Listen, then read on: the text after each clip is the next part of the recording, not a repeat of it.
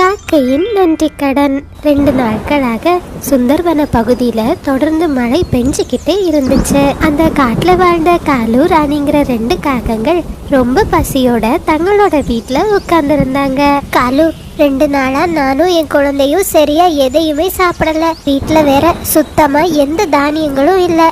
நீங்க வெளியே போய் எங்கேயாச்சும் தானியங்கள் இருக்குதான்னு பாத்துட்டு வாங்க. ராணி, இந்த மழையில நான் எங்க போய் உணவு தேடுறது? பலமா காத்து வேற அடிக்குது. இந்த காற்றை பார்த்தாலே எனக்கு பயமா இருக்கு. காலு, அப்படின்னா வேற ஏதாச்சும் பறவைகளோட வீட்டுல போய் உணவு வாங்கிட்டு வாங்க. ராணி, புறா, கிளி, குருவி எல்லாரோட வீட்லயும் நாம சண்டை போட்டிருக்கோம், மறந்துட்டியா? இப்ப நான் போய் கேட்டா யாரும் எனக்கு கண்டிப்பா எதையுமே சாப்பிட தர மாட்டாங்க. காலு, அப்படின்னா வேற வழியே இல்ல. வாங்க, நாம 2 பேரும் சேர்ந்து போய் ஏதாச்சும் சாப்பாடு கிடைக்குதான்னு பாத்துட்டு வருவோம். பாவம் நம்ம பையன் சாப்பாடு இல்லாம மெலிஞ்சு போயிட்டான் அப்படின்னு பேசிக்கிட்டு 2 காகங்களும் ஒரு கூடையை எடுத்துக்கிட்டு உணவு தேடி பறந்து போனாங்க. கொஞ்ச தூரத்திலேயே அவங்க புறாவோட தோட்டத்தை பார்த்தாங்க. புறாவோட தோட்டத்துல நிறைய ஆப்பிள் பழங்கள் விளைஞ்சிருந்துச்சு. காலு, அங்க பாத்தீங்களா? புறாவோட தோட்டத்துல எவ்வளவு ஆப்பிள் பழங்கள் இருக்கு. நீங்க மெதுவா போய் அந்த ஆப்பிள் பழங்களை பறிச்சிட்டு வரங்க. நான் இங்கேயே உட்கார்ந்து யாராச்சும் வராங்களான்னு பாக்குறேன். சரி ராணி, கவனமா பாரு. இந்த தோட்டத்தோட முதலாளி புறா ரொம்ப மோசமானவன். நான் மட்டும் அவன் கையில சிக்கினேன், என்ன அடிக்காம விட மாட்டான். காலு, பயப்படாதீங்க. அப்படி யாராச்சும் வந்தா நான் ஆப்பிள் ஆப்பிள்னு சத்தம் போடுறேன். நீங்க வேகமா அங்கிருந்து பறந்து போயிடுங்க. ராணிக்காக இப்படி சொன்னதுமே காலுக்காகவும் ஒருவித பயத்தோட ஆப்பிள் தோட்டத்துக்குள்ள பறந்து போச்சு. அது ஒரு ஆப்பிளை பறிச்சு தன்னோட கூடைக்குள்ள போட்டுச்சு. தோட்டத்துல இருந்த புறா இத பார்த்ததுமே காலுக்காகத்தை பிடிச்சிடுச்சு. இந்த மழையில ஏதாச்சும் பறவைகள் என்னோட பழங்களை திருட வருவாங்கன்னு தெரியும். இன்னைக்கு நீ என்கிட்ட வசமா மாட்டிக்கிட்ட.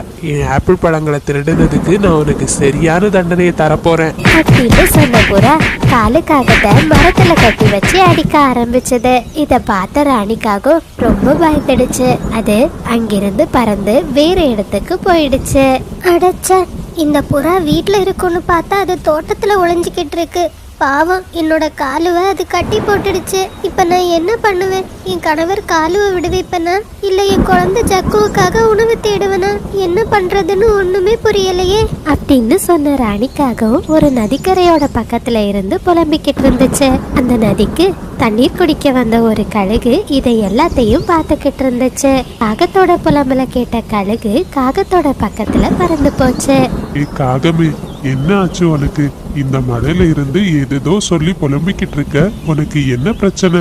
அழுகாரே, வீட்டுல என் குழந்தை ரொம்ப பசியோட இருக்கான். பசிக்காக உணவு தேடி இங்க வந்தோம். இப்போ என் குழந்தைக்காக உணவு தேடுவனா இல்ல என் கணவரை காப்பாத்துவனா? எனக்கு என்ன பண்றதுன்னே புரியல. ஆகமே, இந்த மழையில நம்ம 2 பேருக்கும் ஒரே பிரச்சனை தான். உணவு சாப்பிட்டாகணும். நீ கவலைப்படாத, நான் எப்படியாச்சும் உன் கணவரை காப்பாத்தி தரேன் அப்படின்னு சொன்ன கழுகு ராணிக்காகத்தை கூட்டிக்கிட்டு ஆப்பிள் தோட்டம் இருந்த இடத்தை நோக்கி பறந்து போச்சு.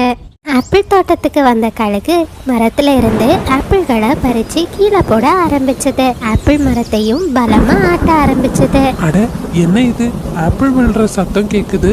ஆப்பிள் மரம் வேற பலமா ஆடுது. ஏதோ ஒரு திருடன் தோட்டத்துக்கு வந்திருக்கான்னு நினைக்கிறேன் அப்படின்னு சொன்ன புறா தான் தோட்டத்தை நோக்கி பறந்து போச்சு.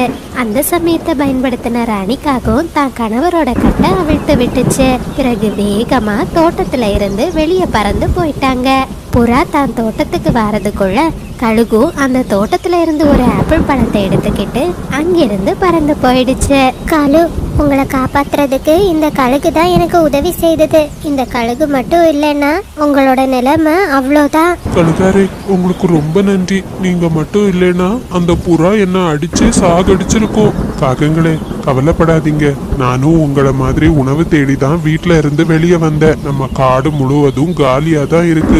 எங்க தேடியும் எனக்கு உணவு கிடைக்கல. கழுகாரே, உங்ககிட்ட தான் இந்த ஆப்பிள் பழம் இருக்கு. இத சாப்பிட்டு உங்க பசிய போக்கிக்கோங்க. இல்ல காகமே, இது உங்க பையனுக்காக தான் நான் எடுத்துட்டு வந்தேன். இத வீட்டுக்கு எடுத்துட்டு போய் உங்க பையனுக்கு கொடுங்க அப்படின்னு கழுகு சொன்னதும் காலுவும் ராணியும் ரொம்ப சந்தோஷமா அந்த ஆப்பிள் பழத்தை எடுத்துக்கிட்டு தங்களோட வீட்டுக்கு போனாங்க. வீட்டுக்கு போன காகங்கள் அந்த ஆப்பிள் பழத்தை ரொம்ப சந்தோஷமா சாப்பிட்டு முடிச்சாங்க. காலு, இந்த ஆப்பிள் பழம் ரொம்ப ருசியா இருக்குல்ல, என்னால நம்பவே முடியல. அந்த கழுகு நமக்கு எவ்வளவு உதவி செய்திருக்கு.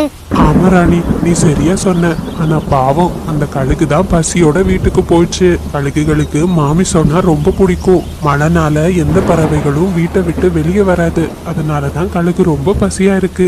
அலு, நம்ம பக்கத்து வீட்டுல உள்ள மீனுக்குருவிக்கு 2 குழந்தைங்க இருக்காங்களே, நம்ம அதுல ஒரு குழந்தைய கழுகுக்கு கொடுத்துடுவோமா?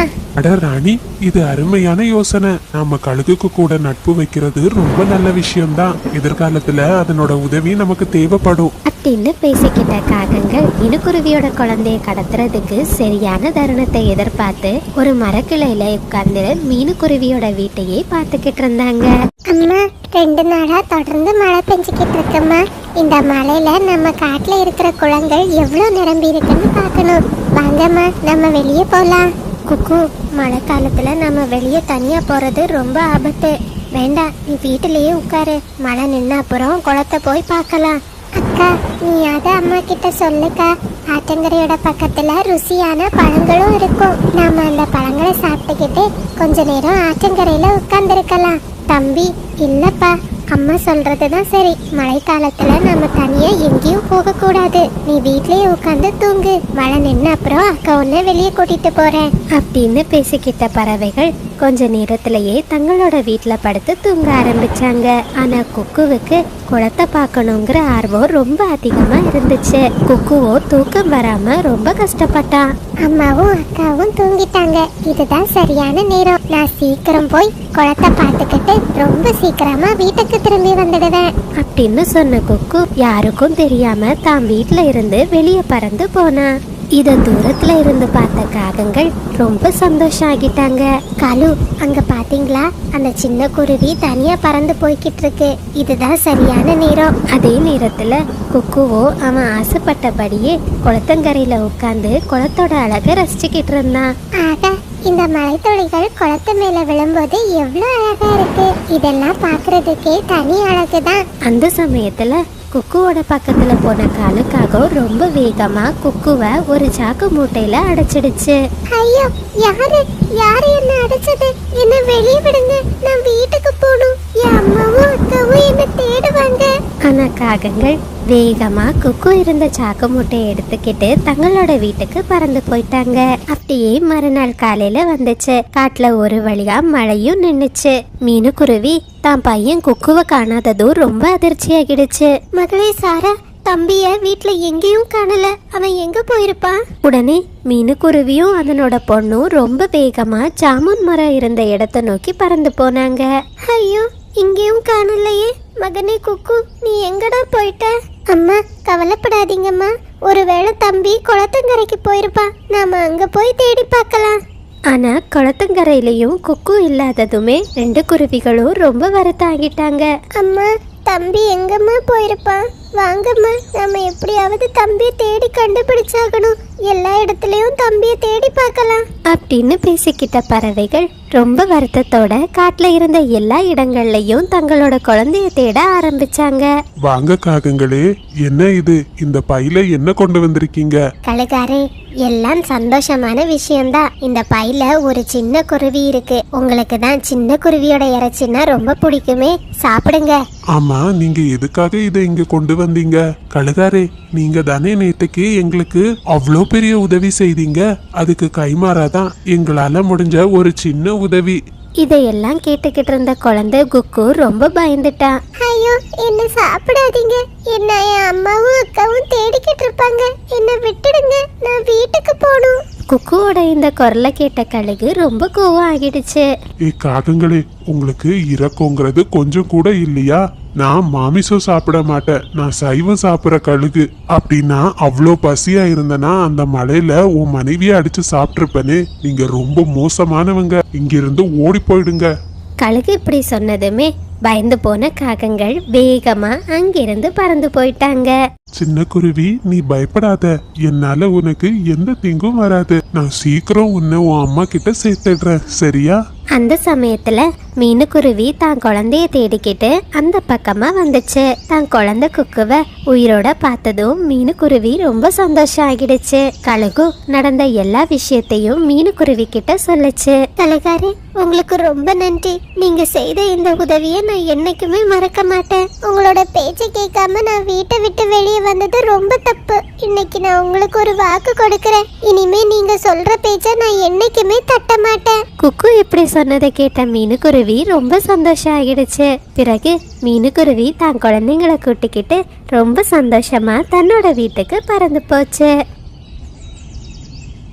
தேங்காயும் ஒரு அழகான காட்டுல ஒரு உயரமான தென்னை மரம் ஒண்ணு இருந்துச்சு. அந்த தென்னை மரத்துல காலுங்கிற ஒரு காகம் வீடு கட்டி வாழ்ந்து வந்துச்சு. அந்த மரத்தோட பக்கத்துல ஒரு சின்ன மாமரம் ஒண்ணு இருந்துச்சு. அந்த மாமரம் குட்டையா இருந்தாலும் அதுல நிறைய மாம்பழங்கள் காய்ச்சிருந்துச்சு. அந்த மாமரத்துல மீனுங்கிற ஒரு குருவி வீடு கட்டி வாழ்ந்து வந்துச்சு. மீனுக்குருவிக்கு ஜக்குங்கிற ஒரு பையனும் இருந்தான். மீனுக்குருவி 2 நாட்களுக்கு முன்பாக தான் தன்னோட வீட்டுல ஒரு முட்டையை இட்டிருந்துச்சு. அம்மா, முட்டையில இருந்து என்னோட தம்பி எப்பமா வெளியே வருவான்? அவன் கூட விளையாடுறதுக்கு நான் ரொம்ப ஆர்வமா இருக்கேன். இந்த முட்டைய நீ ரொம்ப பத்திரமா பாத்துக்கணும், சரியா? அம்மா உணவு தேட போகும்போது நீ வீட்லயே இருந்து நம்ம முட்டைய பாதுகாக்கணும் அப்படின்னு மீனுக்குருவியும் அதனோட குழந்தையும் பேசிக்கிட்டு இருந்த நேரம் அந்த தென்னை மரத்துல இருந்து ஒரு தேங்காய் மீனுக்குருவியோட கூரை மேல வந்து விழுந்துச்சு. திடீர்னு வீட்டுக்குள்ள ஒரு பெரிய தேங்காய் விழுந்ததுமே 2 பறவைகளும் ரொம்ப அதிர்ச்சி ஆகிட்டாங்க. கடவுளே, மகனே ஜக்கு, உனக்கு எதுவும் ஆகலல்ல? இல்லம்மா, எனக்கு எதுவும் ஆகல.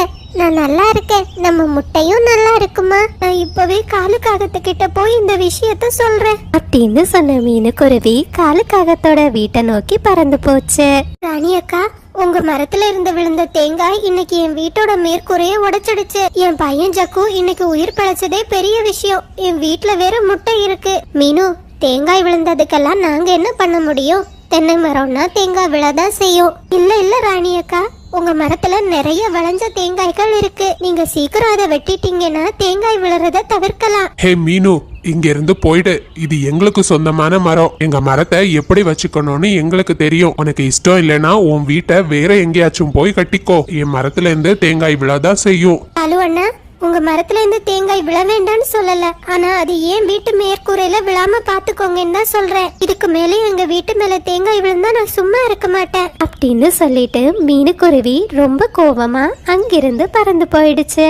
காலு, அந்த குருவி சொல்ற மாதிரி நம்மளோட மரத்துல நிறைய தேங்காய்கள் விளைஞ்சிருக்கு. அதை வெட்டி மார்க்கெட்ல கொண்டு போய் வித்தா நமக்கு தானே லாபம். நான் அதை விட ரெட்டிப்பு லாபத்தை எதிர்பார்த்துக்கிட்டு இருக்கேன். அந்த மீனுக்குருவி இருக்கிற மரத்தை பாத்தியா? அந்த மாமரம் சின்னதா இருந்தாலும் நிறைய மாம்பழங்கள் காய்ச்சிருக்கு. எப்படியாச்சும் அந்த குருவிக்கு தொல்லை கொடுத்து அதை இந்த மரத்தை விட்டு விரட்டிட்டா அந்த மாமரம் நமக்கு சொந்தமாகிடும். அருமையான திட்டம் காலு, உங்க இஷ்டப்படியே செய்யுங்க. ஏன்பா மீனு ஆண்டி அந்த வீட்ல இருந்து விரட்டணும்னு நினைக்கிறீங்க? அவங்க ரொம்ப நல்லவங்க. அவங்க பையன் ஜக்கு கூட நான் டெய்லி போய் விளையாடுவேன். ஹே ராஜு, வாய மூடிட்டு இரு. அப்பா செய்யறதெல்லாம் உன்னோட நன்மைக்கு தான். ஓ எதிர்காலம் நல்லா இருக்கணும்னு தான் அப்பா இப்படி எல்லாம் செய்துகிட்டு இருக்கேன். அதே நேரத்துல மீனுக்குருவியோ தான் உடைஞ்ச வீட்டோட மேற்கூரைய ரொம்ப கஷ்டப்பட்டு தனியாகவே சரி செய்தது. அப்படியே காட்டுல ராத்திரி நேரம் ஆச்சு.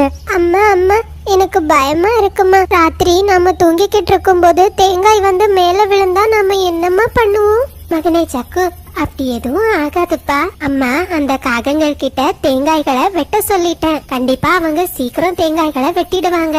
நம்ம வீட்டோட மேற்கூரையையும் நான் சரி செய்துட்டேன். இனிமே எந்த பிரச்சனையும் இல்ல அப்படின்னு பேசிக்கிட்டே மீனுக்குருவி தான் குழந்தைய அணைச்சபடியே தன்னோட வீட்டுல படுத்து தூங்குச்சு. அப்படியே மறுநாள் காலையில வந்துச்சு. காலுக்காகவும் மீனுக்குருவிய அங்கிருந்து விரட்டுறதுக்காக தான் தென்னை மரத்துல இருந்து ஒரு தேங்காய பறிச்சு அத மீனுவோட கூரை மேல போட்டுச்சு. பிறகு யாரும் பார்க்காம வேகமா தன்னோட வீட்டுக்குள்ள போய் ஒளிஞ்சுக்கிச்சு. அட கடவுளே, இப்ப நான் என்ன செய்யறது? நேத்துக்கு தான் என் வீட்டோட மேற்கூரைய நான் சரி செய்தேன். இப்ப மறுபடியும் ஒரு தேங்காய் வந்து விழுந்திருக்கு.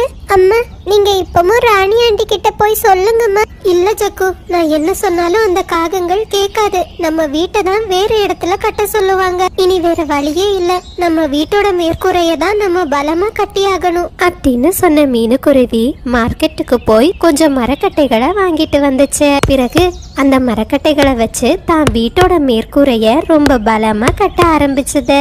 கொஞ்ச நேரத்திலேயே எல்லா மரக்கட்டைகளையும் வரிசையா அடுக்கி மீனுக்குருவி தான் வீட்டோட மேற்கூரைய ரொம்ப பலமா மாத்துச்சு. மறுநாள் காலையில காலுக்காகவும் வழக்கம் போல தான் மரத்துல இருந்து ஒரு தேங்காய பறிச்சு மீனுக்குருவியோட கூரை மேல போட்டுச்சு. ஆனா மீனுவோட மேற்கூரை உடையவே இல்ல.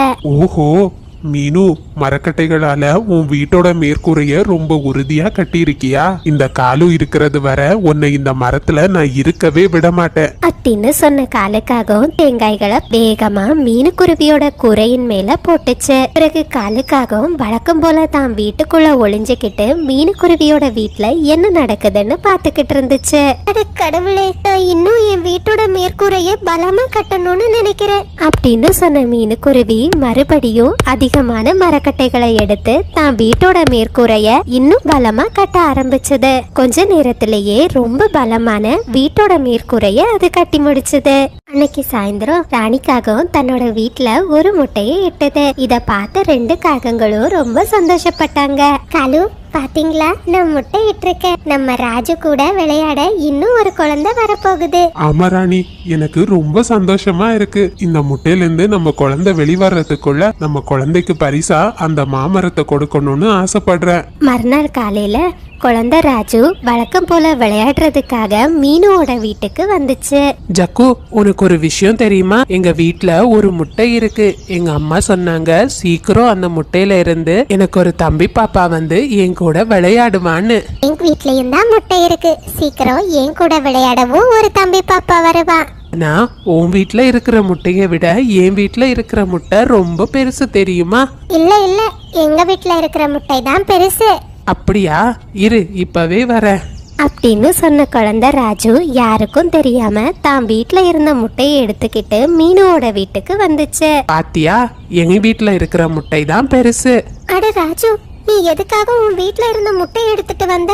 இதை இப்பவே உன் வீட்டுக்குள்ள கொண்டு போய் வச்சிடு. இத உன் அம்மாவும் அப்பாவும் பார்த்தாங்கன்னா ரொம்ப கோபப்படுவாங்க. ச்சே, இந்த மீனுக்குருவிக்கு நான் எவ்வளவு தொந்தரவு கொடுத்தாலும் அது வீட்டோட மேற்கூரைய சரி செய்துகிட்டே இருக்கு. இன்னைக்கு நான் வீசுற தேங்காயில அந்த மீனுக்குருவியோட வீட்டுல இருக்கிற முட்டை உடைஞ்சிடணும். பாலுக்காக 2 தேங்காய்களை பறிச்சு ரொம்ப வேகமா மீனுவோட வீட்டின் மேற்கூரையில எரிஞ்சிச்சு.